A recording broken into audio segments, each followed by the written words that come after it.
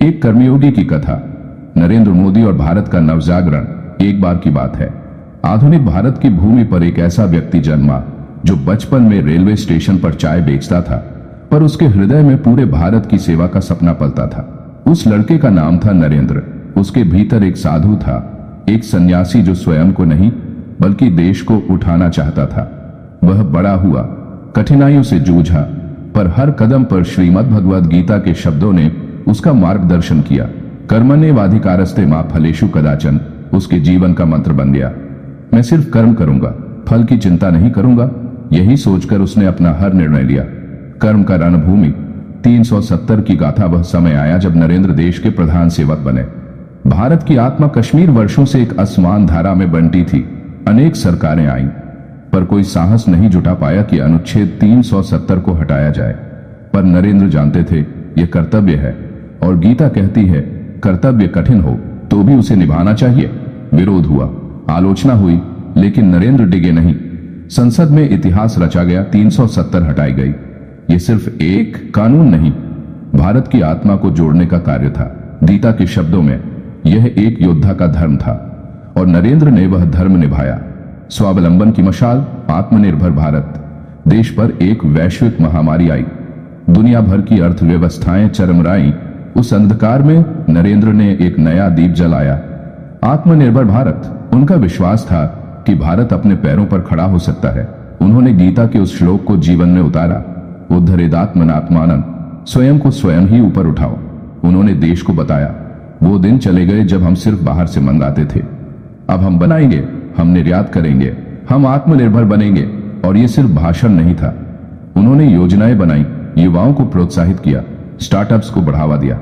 भारत आत्मबल की ओर बढ़ चला। स्वच्छता, कर्म का सम्मान। फिर नरेंद्र ने कुछ ऐसा किया जो किसी नेता ने पहले नहीं किया था। स्वच्छ भारत अभियान। खुद झाड़ू उठाई, सफाई की। उन्होंने गीता के श्लोक योग कर्मसु कौशलम को साकार कर दिखाया। कर्म में कौशल और श्रद्धा ही सच्चा योग है। आज भारत के गांव गांव में शौचालय बने हैं, बच्चे बीमारियों से बचे हैं, और सफाई एक संस्कार बन गई है। कोरोना का काल, स्थित प्रज्ञ नेतृत्व। जब पूरी दुनिया भयभीत थी, नरेंद्र शांत थे। गीता के श्लोक दुखेष्वनुद्विग्नमा को उन्होंने जीकर दिखाया। जनता कर्फ्यू से लेकर मुफ्त राशन और वैक्सीनेशन तक उन्होंने भारत को एकजुट रखा। वह विचलित नहीं हुए, और देश को भी धैर्य और संयम की शक्ति सिखा दी। डिजिटल क्रांति, ज्ञान का प्रसार। नरेंद्र जानते थे 21वीं सदी में शक्ति वह है जो ज्ञान और तकनीक को हर नागरिक तक पहुंचाए। उन्होंने शुरू किया डिजिटल इंडिया। गांवों में इंटरनेट पहुंचा, किसानों को ऑनलाइन भुगतान हुआ, बच्चों ने मोबाइल पर पढ़ाई की। गीता कहती है तद्विद्धि प्रणिपातेन, ज्ञान से बड़ा कोई धर्म नहीं। और नरेंद्र ने ज्ञान को हर घर तक पहुंचाया।